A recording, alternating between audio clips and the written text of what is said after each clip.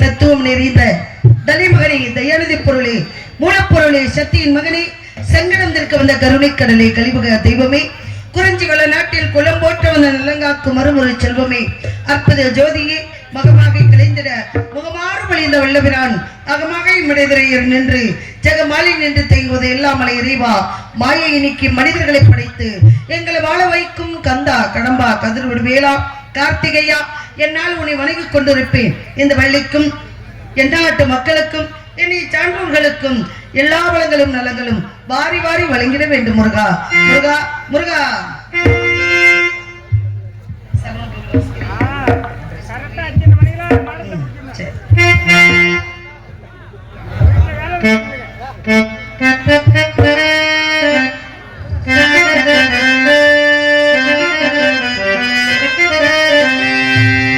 சரவண பொய்கையில் நீராடி துணை தந்தருளில்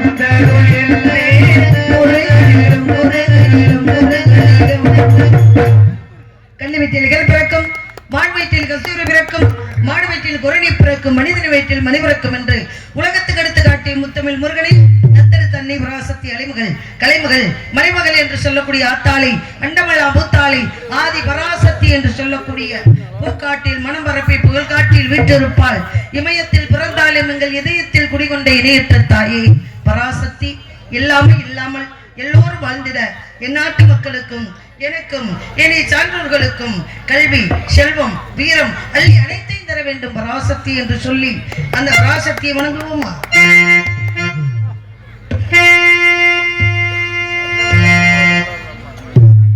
முத்துமாரி அம்மனுக்கு முத்துமாரி அம்மனுக்கு திருநாளா அவள் முதலவை காண வரும் ஒரு நாளா முத்துமாரி அம்மனுக்கு திருநாளா அவள் முதலவை காண வரும் ஒரு நாளா சித்திரப்பூ வாசலிலே தோரணமா சித்திரப்பூ வாசலிலே தோரணமா அவள் சிங்கார தேவி வர ஊர்வலமா முத்துமாரி அம்மனுக்கு திருநாளா அவள் முதலவை காண வரும் ஒரு நாளா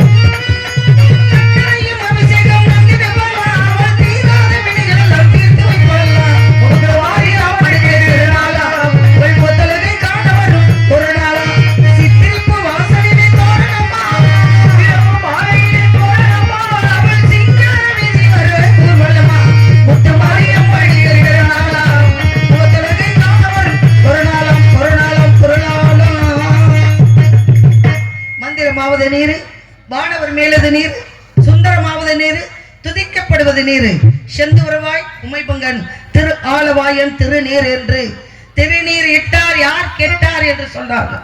காலையில எழுந்திருச்சு தமிழர்களுடைய பண்பாடு என்ன? வெறும் நெற்றியோட வீட்டை விட்டு போக கூடாது. வெறும் நெற்றியோட வீட்டை விட்டு போக கூடாது. முன்னொரு காலத்துல எல்லாம் என்ன செய்வாங்க, நம்ம பாட்டம் போட்ட காலத்துல எல்லாம் என்ன செய்வாங்க, வீட்டை விட்டு ஆண்மகன் வெளியிலே செல்லும் பொழுது மனைவி கையால தாய் கையால மோர் வாங்கி சாப்பிட்டு போவாங்க. மோர் வாங்கி சாப்பிடுவாங்க, நீராகாரம் வாங்கி சாப்பிடுவாங்க. உடலாகப்பட்டது நம்ம பூமியோட வெப்பத்துல இருக்கோம். தமிழகமே பூமியோட வெப்பத்துலதான் இருக்கும். அப்ப நம்ம எல்லாம் என்ன பண்ணணும், இந்த நேரத்துக்கு இந்த மாசம் எல்லாம் என்ன மாசம், பங்குனி சித்திர மாசம், அக்கினி வரக்கூடிய நாள். இந்த நேரத்துல எல்லாம் வீட்டு வீடு அந்த காலத்துல பாருங்க, வீட்டுக்கு 5:30 மணி ஆனா தயிர் கடைவாங்க, மோர் கடைவாங்க. அப்ப உடம்புல என்னென்ன நம்ம ஏத்துக்கணும் அப்படின்னா, கீரை வகைகள் சாப்பிடணும், பால் மோர் தயிர் சாப்பிடணும், தானிய வகைகள் சாப்பிடணும், கூழு கஞ்சி சாப்பிடணும். தீபாவளி ஆனாத்தான் சுகத்தை பார்க்க முடியும். தீபாவளி ஆனாத்தான் சோறு பார்க்க முடியும். வீட்டுக்கு உரல் வச்சிருப்பாங்க, உலக்க வச்சிருப்பாங்க. அப்படி மாத்தி மாத்தி குமரி பெண்கள் எல்லாம் குத்துனாங்கன்னு வச்சுக்கோங்களேன், சோளத்தை கம்ப கேப்ப எல்லாம் அரைச்சு எடுத்துட்டு வந்துருவாங்க. அப்பெல்லாம் சாப்பிட்டவங்க ஏழை. அப்ப வந்து கூழ் சாப்பிட்டவங்க எல்லாம் ஏழை, அரிசி சாப்பிட்டவங்க பணக்காரவங்க. இன்னைக்கு வந்து ஏழைகள் பூரா சாப்பாடு சாப்பிடுறோம். இப்போ நானும் ஒரு ஆளுன்னு வச்சுக்கோங்களேன். ஆமா எல்லாருமே. ஆமா நம்ம அப்படி சொல்லணும். நம்ம வந்து இன்னைக்கு ஏழையா இருந்து அரிசி உணவு சாப்பிடுறோம். சரி. ஆனா பணக்காரவங்க பூரா 35 ரூபா கொடுத்து ஒரு செம்பு கூழ் சாப்பிடுறாங்க. எங்க சாப்பிடுறாங்க? பஸ் ஸ்டாண்டுக்கு சாப்பிடுறாங்க. அப்ப என்ன தெரியுது? அப்ப தானிய வகைகளை சாப்பிட்டா உடம்புக்கு நல்லன்றது கண்டுபிடிச்சிருக்காங்க. இது வந்து வீட்டுல செஞ்சா கௌரவ குறைச்சலா போயிருமா? எங்க ஊருக்கு வாழ்றோமா வீட்டுக்கு வாழ்றோமா? நம்ம வீட்டுக்கு வாழ்றோம். கறி நல்ல இப்பதான் ஆட்டை இருக்கிறது, கோழி இருக்கிறது, மாட்டை இருக்கிறது, இதெல்லாம் சாப்பிட்டா, இதெல்லாம் சாப்பிடாம சைவம் சாப்பிடுறாங்க பாருங்களேன். அவங்களுக்கு மூளையும் சரி மனசும் சரி குணமும் சரி சாப்பிட்டா இருக்குமா? கறி மீன் திங்கிறவங்களுக்கு சாப்பிட்டா இருக்குமா? சைவம் சாப்பிட்டோம்னா சாந்த குணம். சைவம் சாப்பிடுறவங்களுக்கு சாந்த குணமா இருக்கும். மீன் கறி சாப்பிடுறவங்களுக்கு பாரு ஆத்த ஆக்கி போடுறாரு தின்னு விட்டு ஊர்ல வம்புக்கிட்டு இருக்கு. அப்ப மரத்துக்கு ஒரு அறிவு, புழுப்பூச்சிக்கு 2 அறிவு, நீர் வாழ்வு இனங்களுக்கு 3 அறிவு, பறவைகளுக்கு 4 அறிவு, மிருகத்துக்கு 5 அறிவு, மனிதனுக்கு 6 அறிவு. அப்ப 5 அறிவு ஜீவனாகப்பட்டதான் ஆடு, கோழி, மாடு இதெல்லாம். 5 அறிவு ஜீவனை வந்து வெட்டி அதை கொன்று நம்ம சாப்பிட்டோம்னா நம்மளுக்கு என்ன தோணும்? அது பத்தி தான் நமக்கு புரியுதுங்களா? இலைத்தலைகளை சாப்பிடணும், மோர் தயிர் சாப்பிடணும், இதெல்லாம் உடம்புக்கு நல்லது. என்னைக்கு நீங்க வந்து சைவத்தை மறந்து அசைவத்தை மறந்து சைவத்தை நினைத்து உணவுல எடுத்துக்கிறீங்களோ உடம்புக்கு ரொம்ப ஆரோக்கியம் நல்லது. மச்சான் எங்க ஊர்ல திருவிழா நடக்குது. சரிங்க மச்சான் நான் வந்துடுறோம், குடும்பத்தோட வர்றோம். ஆனா என்ன விசேஷம் வச்சிருக்கீங்க அப்படின்னு கேட்பாங்க வீட்டுல. இந்த மச்சனங்காரங்க எல்லாம் வாங்க மச்சான் ஆடை இருக்கிறோம், கோழி இருக்கிறோம், உங்களுக்கு இன்னொன்னு காத்திருக்கு அப்படின்னு சொல்லுவாங்க. அப்ப என்ன காத்திருக்கு? அந்த டானிக்கை தான். அந்த டானிக்கையை குடிச்சா மச்சான் என்ன செய்வேன்? மச்சான் இன்னும் 2 கை சேர்த்து அரிசி வைங்க மச்சான். சாப்பாடு எதா? மீன் குழம்பு. மீன் தின்னுட்டாத்தே உடம்புக்கு நல்லதும்பாங்களே. ஆமா ஆட்டுக்கறியை இன்னும் 2 கை வையும்பா. ஏன்னா அவங்க குடிச்சிருக்கிறது எது? டானிக்கு. அப்ப இன்னும் 2 கையை ஆட்டுக்கறியை வைக்கும் போது என்ன ஆகும்? அதை தின்னு விட்டு இங்க நெஞ்சு அடைச்சுக்கும். அப்புறம் அந்த வடிவேல் சொல்லணும் போயிருவேன் மேல அப்படின்ற மாதிரி. எதற்காக சொல்றோம் அப்படின்னா, இன்றைக்கு கறி சாப்பிடுறோம் நாளைக்கு ஆசை வராம இருக்கா? இன்னைக்கு இனிப்பு சாப்பிடுறோம் நாளைக்கு ஆசை வராம இருக்கா? இன்னைக்கு அதை பண்றோம். குடும்பத்தை தாங்க சொல்றேன். சந்தோஷமா மனைவி மக்கள்கிட்ட பேசுறோம். நாளைக்கு நம்ம மனைவி மக்கள்கிட்ட பேசாம இருக்கணும் அப்படின்னு இருந்துருவோமா? இதே ஆசை அன்னைக்கும் வர முடியலையா? அப்ப மனிதனுக்கு வந்து ஆசை என்பது வந்துகிட்டே தான் இருக்கும். அந்த கறியை சாப்பிட்டுக்கிட்டே தான் இருக்கணும், அந்த இனிப்பை சாப்பிட்டுக்கிட்டே தான் இருக்கணும். உலகத்திலே மிகப்பெரிய எதிரி யார் தெரியுமா மனிதனுக்கு? யாருங்க சொல்லுங்க அப்போ. உலகத்திலே மிகப்பெரிய எதிரி யாரு அப்படின்னா சீனி போடுறாங்க பாத்தீங்களா ரேஷன்ல கடையில. ஆமா அந்த சீனின்றது ரொம்ப மனுஷனை கொன்றும். சீனியில வெள்ளை சீனி சொல்லுவாங்க இல்லையா, சக்கரை, வெள்ளை சக்கரை, அதை சாப்பிடாதீங்க. நான் என்ன சொல்றேன், அதிகமா டீ காபி சாப்பிடாதீங்க. அதிகமா டீ காபி சாப்பிடாதீங்க. அது இல்லாம இருக்க மாட்டேங்கிறாங்க. ஒவ்வொரு நாளைக்கும் சர்க்கரை சேர்த்துக்கிட்டே இருந்தா சர்க்கரை சேர்க்க சேர்க்க சேர்க்க சேர்க்க உடம்பு பருமனாகும், உண்டாகும் உடம்பு. அந்த சர்க்கரைகளை உடம்புல செய்ய நல்ல பணக்காரர்களை எல்லாம் பாருங்க, நல்ல விவரம் தெரிஞ்சவங்களை பாருங்களே, வெறும் பால் இல்ல நாட்டு சர்க்கரை கலந்து அந்த டீக்கு பதில் காபிக்கு பதில் சாப்பிடுவாங்க. அவங்க எல்லாம் வாங்கி சாப்பிடறதுக்கு தெரியாம இருக்காங்க. சில பேர்லாம் அது தெரியாது. புரியுதுங்களா? ஆகையினால நம்ம என்ன உணவு சாப்பிடுறோமோ அதுதான் நம்மளுடைய உடம்பு.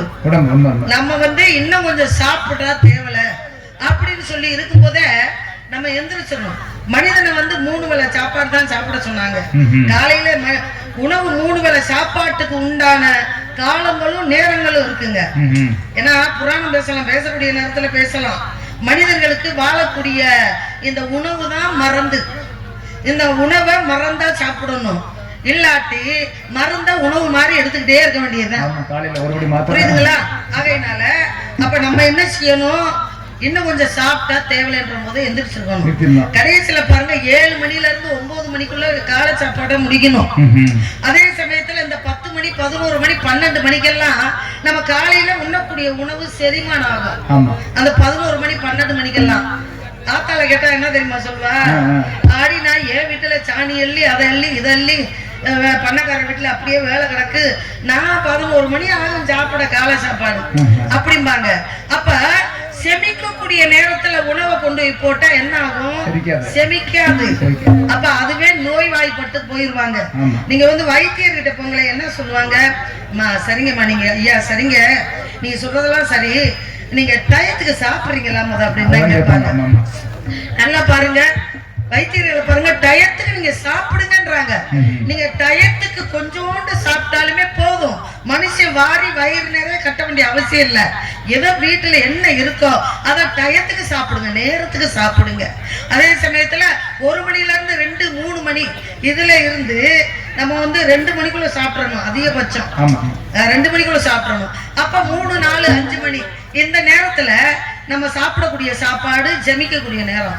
ஒருத்தவங்கள பாத்தீங்கன்னா 3 மணிக்கு சாப்பிடுவாங்க, சாப்பிடக்கூடாது. அந்தி சந்தின்னு சொல்லுவாங்க. அந்தி சந்தி சரியாக 6 மணிக்கு சாப்பிட்டு பாருங்களேன், பொழுது போய் இறங்குது பார்த்தீங்களா, அது பேர் தான் அந்தி சந்தி அப்படிம்பாங்க. இந்த சரியாக 6 மணிக்கு நீங்க சாப்பிட்டு பாருங்களேன், உடனே வாமிட்டு எடுத்துருவீங்க. அந்த நேரத்துல இங்கிட்டும் இல்லாம அங்கிட்டும் இல்லாம இரவும் இல்லாம பகலும் இல்லாம இருக்கக்கூடிய நேரம். அந்த நேரத்துல எதுவுமே உணவு போடக்கூடாது. ஆகையினால கனமான உணவுகளை எல்லாம் வயிற்றுல போடாம, கனமான உணவு என்னங்க? கறிதாங்க, வேற எதுவுமே கிடையாது. ஆமா, கனமான வந்து உணவுகளை வயிற்றுக்குள்ள போகாம நம்ம குடலாகப்பட்டது அப்படி மென்மையானதுங்க. இந்த மிஷின் இருக்கு பார்த்தீங்களா, ஏன் விரதத்தை ஏன் கண்டுபிடிச்சாங்க? பெண்களுக்கும் சரி ஆண்களுக்கும் சரி விரதம் என்பதை எதுக்கு கண்டுபிடிச்சாங்க? இந்த விரதத்தை சாமியை நினைச்சுக்கிட்டாவது ஒருவேளை பட்னியா இருப்பாங்க. இந்த மிஷின் நினைக்குமா, வயிற்றுக்குள்ள இருக்கிற மிஷின் அரைச்சுக்கிட்டே இருக்கிறாங்களே இடைவிடாம. நல்லா பாருங்க, 100 வயசுக்கு வாழ்றவங்க மனிதனுடைய ஆயுள் 100 வயசு நல்லா இருந்தாங்க. 100 வயசு அல்ல, 120 வயசு பாருங்க. நல்லா வந்து 120 வயசு 115 வயசு 100 வயசுக்கு வாழக்கூடியவங்க எல்லாம் இப்படி இருப்பாங்களா? இப்படி இருப்பாங்களா? இப்படிதான் இருப்பாங்க. அவங்களெல்லாம் நீங்க போய் கேட்டீங்கன்னா அவங்க சாப்பிட மாட்டாங்க அதிகமா. ஆயுசுக்கு நம்ம வாழணும். இந்த பூமி அரிது அரிது மானிடராய் பிறத்தல் அரிது. இந்த பூமிக்கு நம்ம எல்லாம் வந்திருக்கிறோம் அப்படின்னா மிகப்பெரிய புண்ணியம் செஞ்சாதாங்க வர முடியும். அப்பேற்பட்ட இந்த பூமியில நம்ம பிறந்து வளர்ந்துருக்கிறோம். இந்த வாழ்க்கைய ஆங்கிலத்துல என்ஜாய் பண்ணணும், புரியுதுங்களா? இந்த வாழ்க்கைய சந்தோஷமா வாழணும். நம்ம உடலை ஆரோக்கியமா வச்சுக்கணும், நம்ம உள்ளத்தை சுத்தமா வச்சுக்கணும், நம்ம உறவுகளை ரொம்ப சந்தோஷமா வச்சுக்கணும். எந்த பொருளும் வச்சுட்டு போறதாங்க, எதையுமே யாரும் எடுத்துட்டு போயிட மாட்டாங்க. ஆகையினால பொறாமை போட்டி எதுவுமே இல்லாம அவன் அதை பண்ணிட்டானா சரி நல்லா இருக்கட்டும், அவனுக்கு வாழ்த்து கொடுப்போம், இப்படி முடிச்சுட்டு நம்ம பொங்கலை நம்ம தானா வளருவோம் என்று சொல்லி இதே பேசிக்கிட்டு அது போயிட்டே இருக்கும் ரயில் வண்டி மாதிரி. ஆகையினாலே முருகனுக்கு வர வேண்டும், வள்ளிக்கு மணமாலை தர வேண்டும், எப்பொழுது வருவார் எப்பொழுது வருவார் என்று வழி மீது வெளி வைத்து காத்து கொண்டிருக்கின்றேன். முருகனுக்காக இந்த வள்ளியாகப்பட்டவள் எப்படியெல்லாம் காத்து கொண்டிருக்கின்றேன். ராசாவே உன்ன நம்பி இந்த ரோசாப்பூ இருக்குதுங்க, ஒரு வார்த்தை சொல்லிட்டு இந்த உசிர வந்து உருகுதுங்க, ஒன்று சொல்லாத உறவு இவனுக்கு கலத்தான், அது தப்பான கலத்தான் ராசாவே